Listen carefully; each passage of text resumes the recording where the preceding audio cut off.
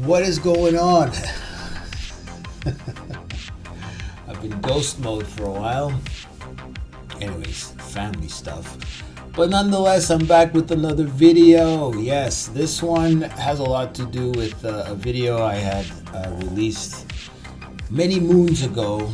And you guys over the years have asked me, how do you do the drums? What's going on with the drums? Can you do a tutorial on the drums? So finally, I'm doing the tutorial on the drums. Let me just play this out for those of you who've been following me for a while. You'll know exactly what I'm talking about.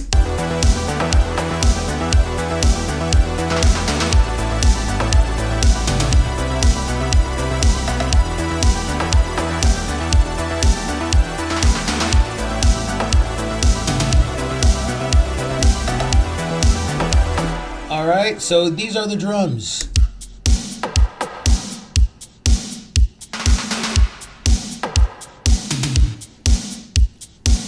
Shut up. Okay, so this was a tutorial I had done a while ago, trying to show you guys basically different bass line patterns. I don't know if you remember, I had like different like bass lines.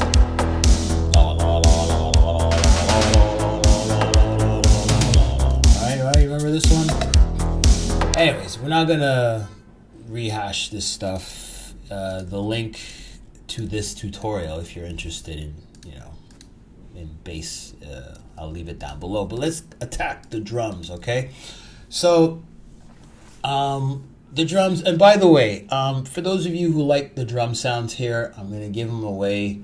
Yes, you'll have to join the Patreon, and I'll even deep dive and show you some other tips and tricks that for you to get this sound. But for this YouTube stuff, you'll definitely pick up some great tips that you can apply today to your drums. All right, so let's kick things off literally with the kick, no pun intended. So this is what the kick sounds like. Straightforward. Nothing too crazy, but let's take a look at the processing. So I'm going to go through some of these different channels, individual hits. We'll talk a little more about it. We'll discuss it. We'll have a conversation. All right. So UAD, and by the way, I do have a few third-party plugins, but mostly we're using stock plugins. Okay. So this is what the kick sounds like without any processing. And with. All right, so please use headphones. Let's do one last test, A-B. Without. With. All right, so let's verbalize what are we hearing here. So I'm hearing, once the plugin, it's actually a preamp EQ here, a little brighter, and we're getting rid of that tubbiness, that 400 or 300 hertz area, that we don't want that in the kick, right? So before, after, that all right? So that's what we have going on here. I think at about, 400 hertz, we have a sort of cut. And to prove it, all right, we're gonna put in an EQ, make sure we have our frequency analyzer. So you can see here there's a bit of a valley, and with it, it jumps. All right, so this is essentially what we're doing. We're sort of dipping it out. All right, it sounds a little better. And this is a personal choice. So that's what we have going on. Nothing too crazy. I do have this going to a return channel here, so you get a bit of reverb. That's why it sounds like it's in a room. I thought it was appropriate. I'll show you guys this later, or maybe I'll save it for the Patreon guys, all right? Anyways, let's move on to the knock. Let me play the kick and the knock for context.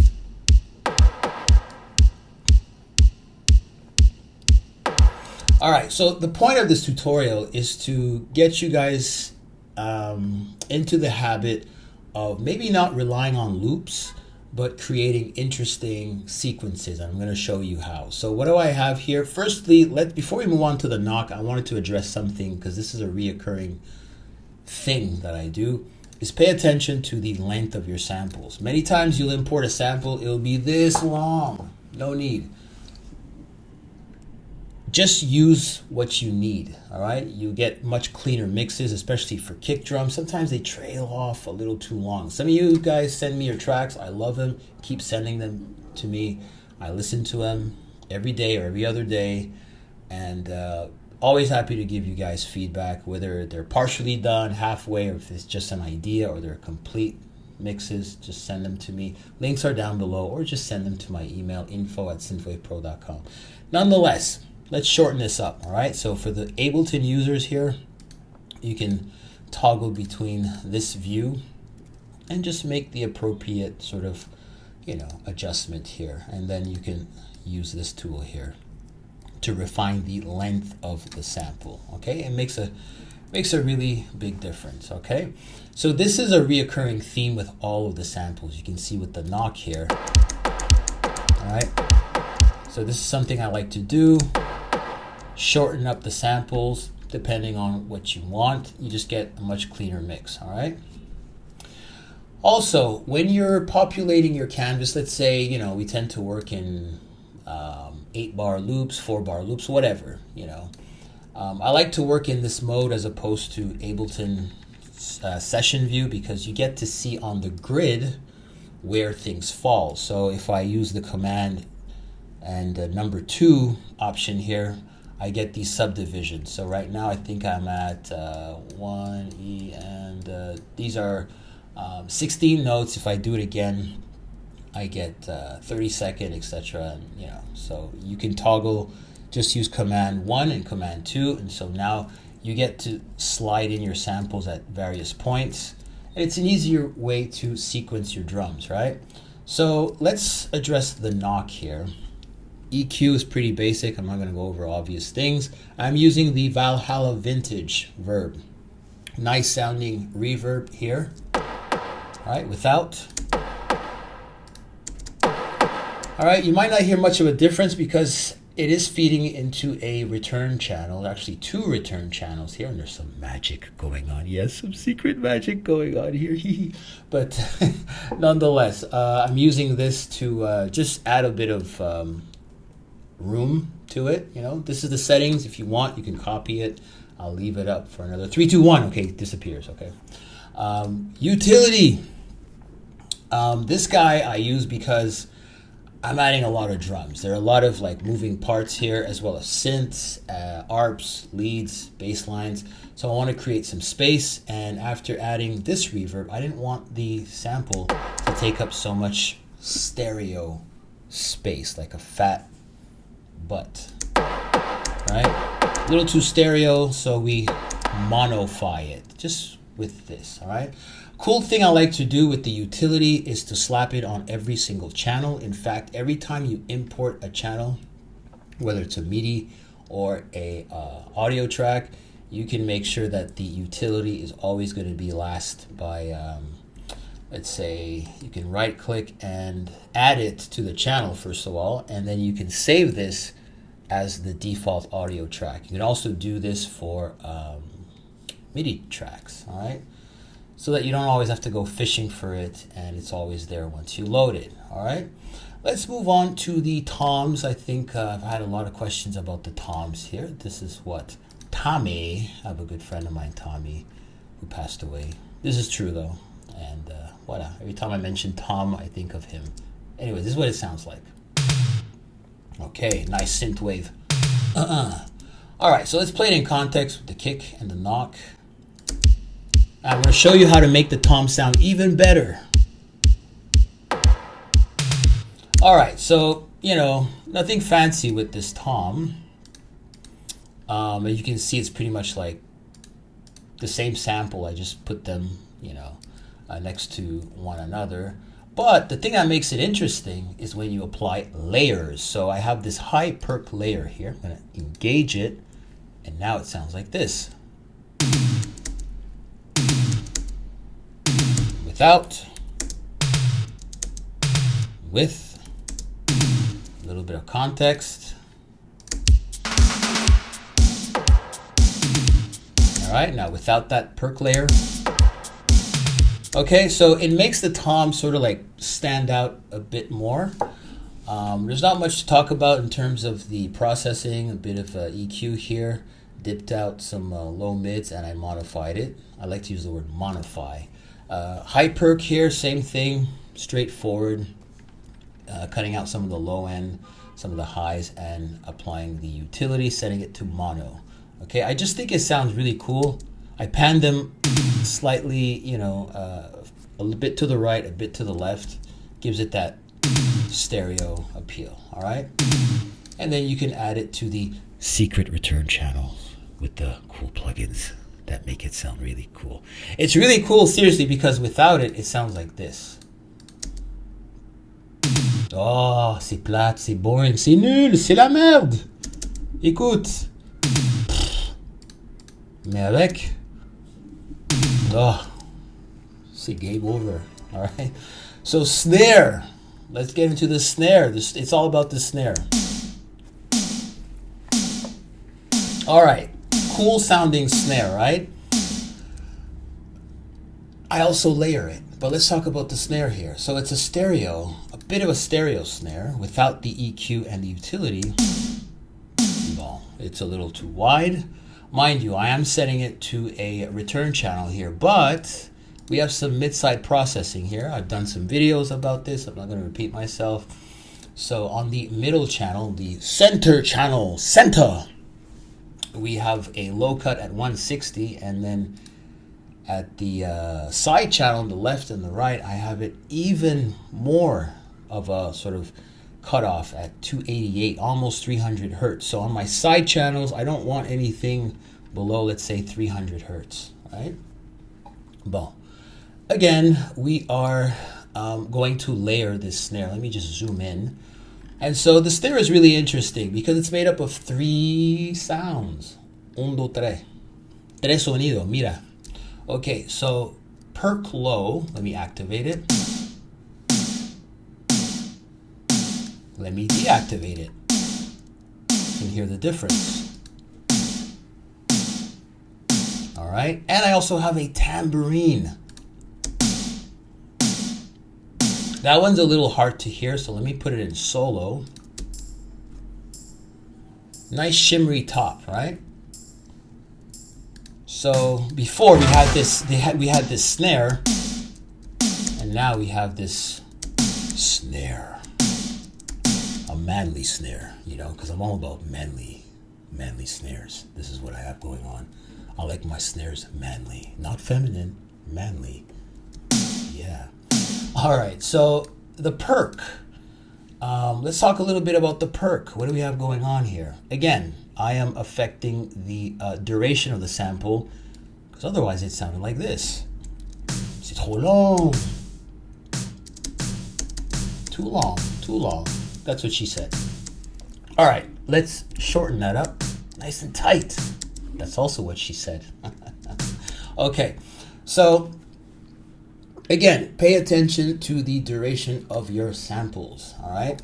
And yes, they are hitting at the same time. I'm not too worried about the transient sort of like poking through the mix, because I have another secret sauce here on the drum bus, so I don't have to worry too much about it, all right? So that's what I have going on here. Bit of EQing, getting rid of that top end without it. Bit bright, you know, it doesn't have to be that bright. Because remember, I like my perks dull and not bright. And then I have a bit of compression, it's barely doing anything. And then I modified it, all right? So better sounding snare, nice way to layer. Get a nice chunky sound, all right? Tams, the tambourines, I like to introduce tambourines into most tracks. Sometimes I use it as a tambourine, and other times like this, I like to layer it with my snares. Remember, manly snares. Okay, so a bit of compression and some reverb. Okay, my utility is not doing anything here. It just sort of pops up and shows up, and then I decide whether or not I want to do something with it. All right, so again, nice little complex. I'll give you these samples in the Patreon, so you can create your drum beats. And I want to hear the drum patterns you guys create with these very same samples, using some of these tips and tricks that you are going to pick up in this tutorial. Let's get into the flash perk. Oh, very Miami Vice. For those of you who grew up in the 80s and 90s, Oof. All right. So this is an interesting sample. Let me just pull this guy aside. Let me profile him, isolate him. All right. So this is what the sample looks like, the original sample. Oof. So from that, we get this. This guy here is also the same sample. All right. All we're doing here is shortening the sample. All right. And then I am going into the editor and dropping the gain here. And that's what we have. This guy. It's the same thing. Right? Okay, so again, creative way of almost artificially creating an entirely different sample, but it's the same sample. I'm just truncating it. And then these two last hits are playing at full volume. So it's like ta-ta-ta-ta-ta-ta, ta-ta-ta-ta-ta-ta, you know? Cool. Very cool. And I have it running through my secret return channels with all the cool plugins. All right. Layer. We got to apply another layer to this. I was feeling freaky that day and I wanted to just layer everything. All right. So I have another layer here. All right. Let me isolate it. All right, so I imported a drum sound. Doesn't really matter because what's interesting is the way it was applied. So the original sound sounded like this, C3. Let me deactivate these guys. That's what the drums sound like. I didn't think it sounded cool enough for this guy. In other words, for them to sort of mingle, nah. He wasn't cool enough. So the way we made him cool, instead of playing him at the original pitch, we dropped it almost like an octave lower. So this is coming in at D2. I use my keyboard and I try to find the right sound. It's almost like pitching it down. So we're using slight variation, you know. Together it sounds like this. I think it sounds better than just this. Let me play it in context. Whoa, not with you guys. You guys are outside the club.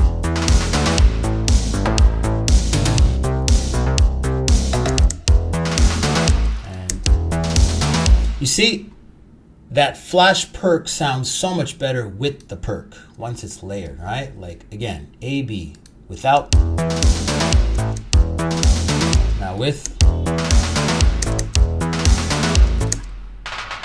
makes a big difference, all right? So sometimes when you're working with drums, you add some sounds and the drum plays and it just doesn't sound right. Instead of adding EQ or adding, you know, I don't know, fancy plugin, you might just need a layer to bring it to life. That's what we're doing. We're making these sound good sounds, all right? Rim shot. That's the Jamaican in me. Play the rim. Okay, so what do we have going on here? Basic rim shot. I use the overdrive plugin here. Let's see if your ears can detect the difference. Without, with, a little bit of saturation. EQ is pretty straightforward. Compression, utility, you've seen this stuff before. And of course, it goes to the secret return channels here. All right, next track here. Hi-hats. Let's zoom in so we can see what's going on. Again, same samples, I believe, and all I'm doing is reducing the volume of the first one, and then the second one's a little louder. I could have used a sidechain compressor, but I don't know. Again, I was feeling freaky that day, and I wanted to do stuff my way. So that's what we have going on here. Nothing fancy, not even worth paying attention.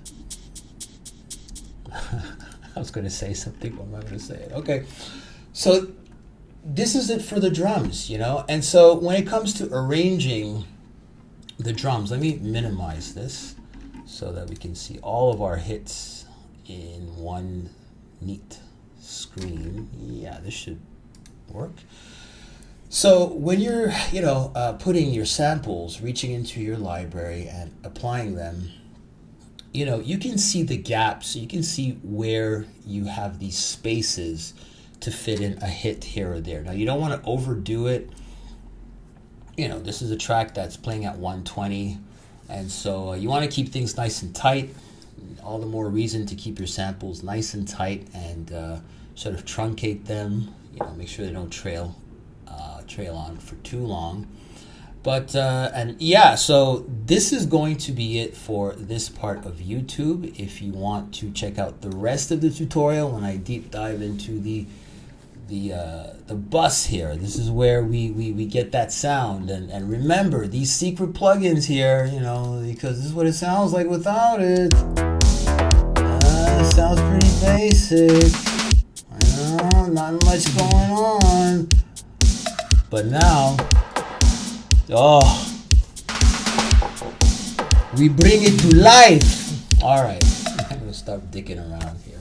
Anyways, that's it. If you like the video, if you have any questions, leave them down below. Send me your tracks, info@synthwavepro.com. Love you guys. I'll see you in the next one. For those of you hanging out with me in Patreon, let's take it to Patreon. Let's keep the tutorial going, and I will reveal myself to you.